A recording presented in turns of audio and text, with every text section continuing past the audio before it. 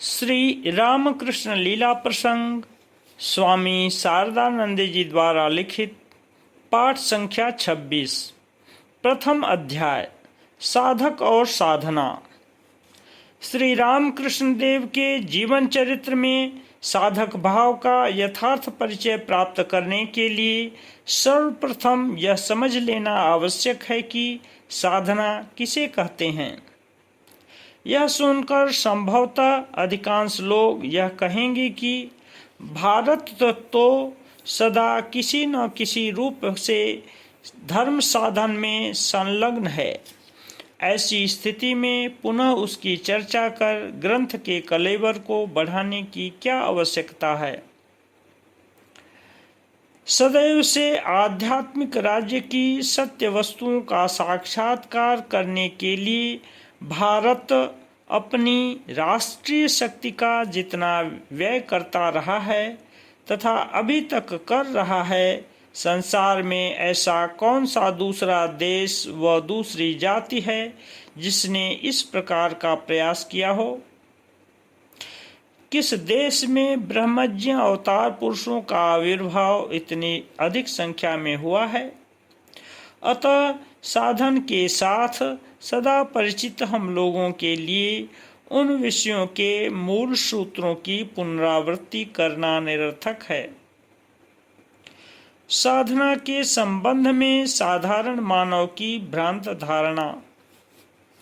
यद्यपि यह बात सत्य है, फिर भी इसकी आवश्यकता है, क्योंकि साधना के संबंध में अनेक स्थल पर लोगों में विचित्र प्रकार की धारणाएं प्रचलित हैं।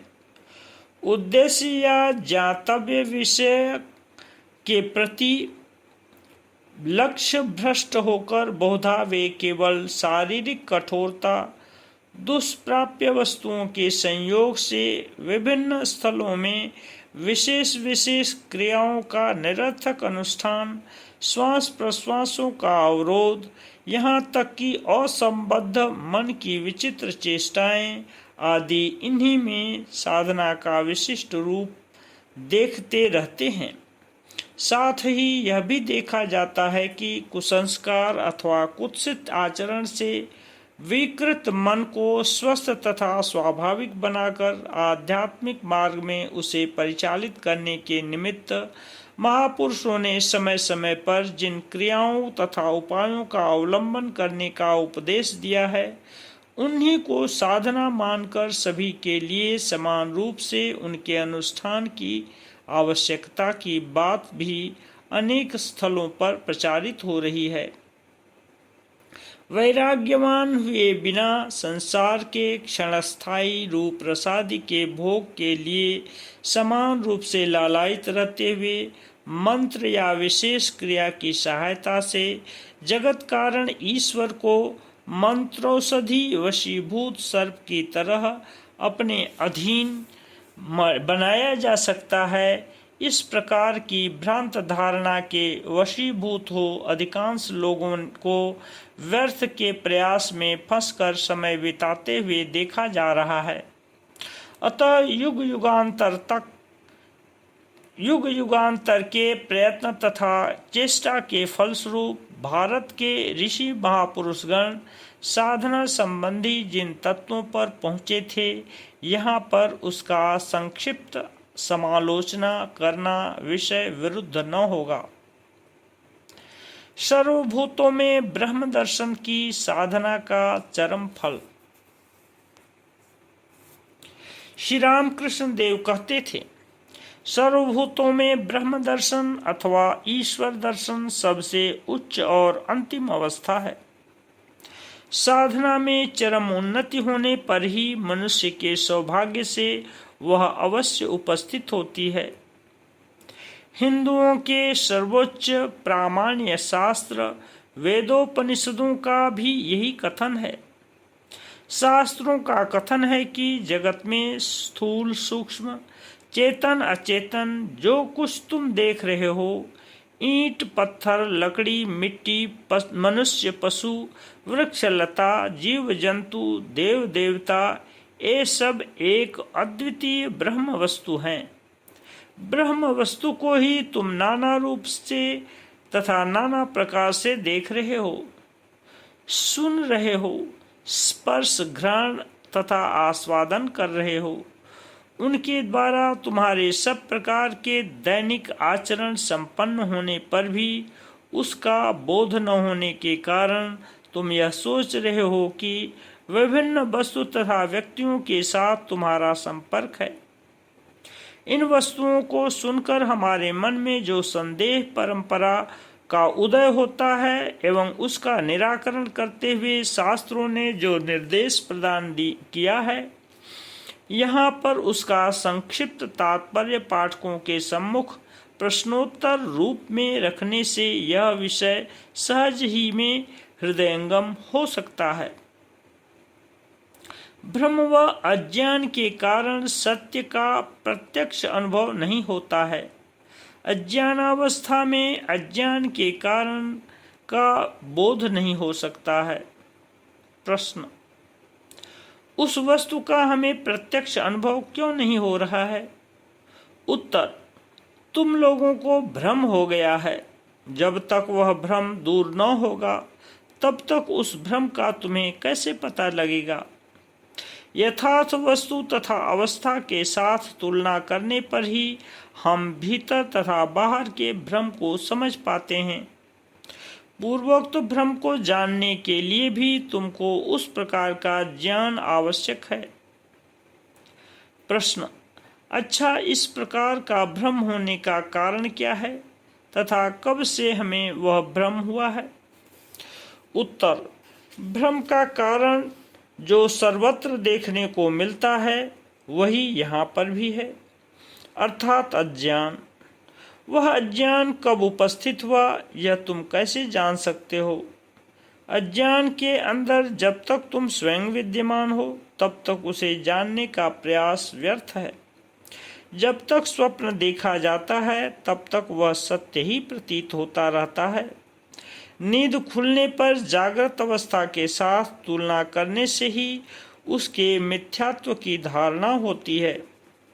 तुम यह कह सकते हो कि स्वप्न देखते समय भी कभी कभी किसी किसी व्यक्ति को मैं स्वप्न देख रहा हूँ इस प्रकार का भास होता है। वहाँ भी जागृत अवस्था की स्मृति से ही उसके मन में वह भाव उदित होता है। जागृत अवस्था में जगत को देखते समय भी किसी किसी में उक्त प्रकार से अद्वय ब्रह्म वस्तु की स्मृति उदित होती हुई दिखाई देती है। प्रश्न: तो फिर क्या उपाय है? उत्तर: उस अज्ञान को दूर करना ही एकमात्र उपाय है। मैं यह निश्चित रूप से कह सकता हूँ कि उस भ्रम या अज्ञान को दूर किया जा सकता है। प्राचीन ऋषि मुनि उसे दूर करने में समर्थ हुए थे एवं किस प्रकार से वह दूर किया जा सकता है यह भी वे बता गए हैं। प्रश्न: अच्छा, उस उपाय को जानने से पूर्व और भी एक दो प्रश्न करने की इच्छा हो रही है। हम इतने लोग जो कुछ देख रहे हैं, प्रत्यक्ष कर रहे हैं, उसे आप भ्रम बतला रहे हैं, और जो अल्पसंख्यक ऋषियों ने जो कुछ या जिस रूप में इस जगत का प्रत्यक्ष किया है उसे ही सत्य कह रहे हैं। क्या यह संभव नहीं हो सकता कि उन्होंने जो कुछ प्रत्यक्ष किया है वही भ्रम है? ऋषियों ने जगत को जिस रूप में देखा है वही सत्य है, उसका कारण?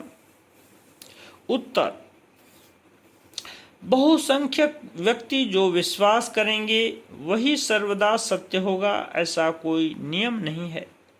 ऋषियों के प्रत्यक्ष को सत्य कहने का कारण यह है कि उस प्रत्यक्ष की सहायता से वे समस्त दुखों से मुक्त हो सब प्रकार भय शून्य तथा चिर शांति के अधिकारी हुए थे एवं निश्चित मरणशील मानव जीवन के सर्व प्रकार व्यवहार चेष्टादि का उन्हें एक लक्ष्य भी विदित हुआ था।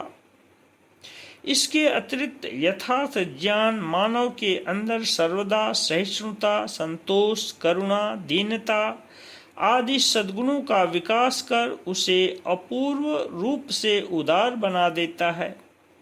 ऋषियों के जीवन में इस प्रकार के असाधारण गुण तथा शक्तियों का परिचय हमें शास्त्रों द्वारा मिलता है तथा उनके पदचिन्हों का अनुसरण कर जो सिद्धि लाभ करते हैं उनके अंदर भी उन विषयों का निदर्शन अभी तक देखने में आता है।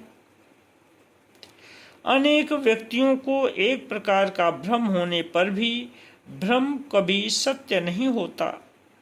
प्रश्न: अच्छा, हम सभी को एक प्रकार का भ्रम कैसे हुआ? मैं जिसे पशु समझता हूँ आप भी उसे पशु समझते हैं, मनुष्य नहीं समझते। अन्य विषयों में भी यही बात है। इतने व्यक्तियों को इस प्रकार सभी विषयों में एक ही साथ एक ही प्रकार का भ्रम होना कम आश्चर्य की बात नहीं है।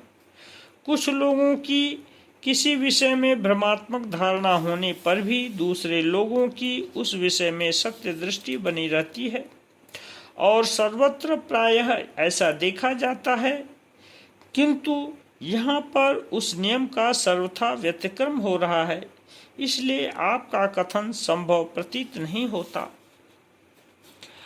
विराट मन में जगत रूप की कल्पना विद्यमान रहने के कारण ही साधारण मानवों को एक सा भ्रम हो रहा है, किंतु तदर्थ विराट मन भ्रम में आबद्ध नहीं है। उत्तर: अल्पसंख्यक ऋषियों की सर्वसाधारण के साथ गणना न करने के कारण तुम्हें यहाँ पर नियम का व्यतिक्रम दिखाई दे रहा है। अन्यथा पूर्व प्रश्न के साथ ही इसका उत्तर दिया जा चुका है। फिर भी तुम जो यह पूछ रहे हो कि सबको एक प्रकार का भ्रम कैसे हुआ, इसके उत्तर में शास्त्रों का कहना है कि एक असीम अनंत समष्टि मन में जगत रूप कल्पना का उदय हुआ है। तुम्हारा, मेरा तथा जन साधारण का व्यष्टि मन उस विराट मन का अंश तथा अंगीभूत होने के कारण हम लोगों को एक ही प्रकार की कल्पना का अनुभव करना पड़ रहा है। इसीलिए हम प्रत्येक पशु को पशु के अतिरिक्त और किसी रूप में अपनी इच्छा अनुसार देखने या कल्पना करने में समर्थ नहीं हैं, और इसीलिए हम लोगों में से कोई यथार्थ ज्ञान को प्राप्त कर सब प्रकार के भ्रमों से मुक्त होने पर भी दूसरे लोग पहले से जिस प्रकार के भ्रम में पड़े हुए हैं वैसे ही उसमें पड़े रहते हैं। साथ ही एक बात यह है कि विराट मन में जगत रूप कल्पना का उदय होने पर भी वे हम लोगों की तरह अज्ञान बंधन में निश्चेष्ट नहीं हो जाते, कारण कि सर्वदर्शी होने से वे अज्ञान जनित जगत कल्पना के भीतर तथा बाहर अद्वय ब्रह्म वस्तु को ओतप्रोत रूप से विद्यमान देखते हैं। इस प्रकार देखने की सामर्थ्य न रहने के कारण हम लोगों की बात स्वतः ही भिन्न है। जैसे श्री रामकृष्ण देव कहते थे, सांप के मुंह में विष रहता है, उसी मुंह से वह नित्य भोजन कर रहा है, किंतु उससे सांप का कुछ नहीं बिगड़ता, किंतु सांप जिसे काटता है उसकी तो उस विष से तत्काल ही मृत्यु हो जाती है। जगत रूप कल्पना देश काल से अतीत है, प्रकृति अनादि है। अतः शास्त्रानुसार यह देखा गया कि विश्व मन का कल्पना जनित यह जगत एक प्रकार से हम लोगों का भी मन कल्पित है, क्योंकि हम लोगों का क्षुद्र व्यष्टि मन समष्टि विश्व मन के साथ शरीर तथा अवयवादि की तरह अविच्छेद्य संबंध से नित्य अवस्थित है। साथ ही यह भी नहीं कहा जा सकता कि जगत रूप कल्पना पहले किसी समय विश्व मन में विद्यमान नहीं थी, बाद में हुई। कारण यह है कि नाम एवं रूप अथवा देश व काल रूप दोनों पदार्थ जिनके न रहने से किसी प्रकार की विचित्रता का सृजन नहीं हो सकता, जगत रूप कल्पना की ही मध्यवर्ती वस्तुएं हैं, अथवा उस कल्पना के साथ वे भी अविच्छेद्य रूप से नित्य विद्यमान हैं। शांत चित्त से कुछ देर विचार करने पर पाठक स्वयं ही इस बात को समझ सकेंगे एवं वेदादि शास्त्रों ने सृजन शक्ति की आदि कारण स्वरूपा प्रकृति या माया को अनादि अथवा कालातीत रूप से मानने की शिक्षा क्यों दी है, यह भी हृदयंगम हो सकेगा। जगत यदि मन कल्पित ही हो एवं इस कल्पना का आरंभ काल शब्द से हमें जो बोध होता है यदि उसके अंदर न हुआ हो, तो इसका निष्कर्ष यह होगा कि काल रूप कल्पना के साथ ही जगत रूप कल्पना भी तदाश्रय विश्व मन में विद्यमान है।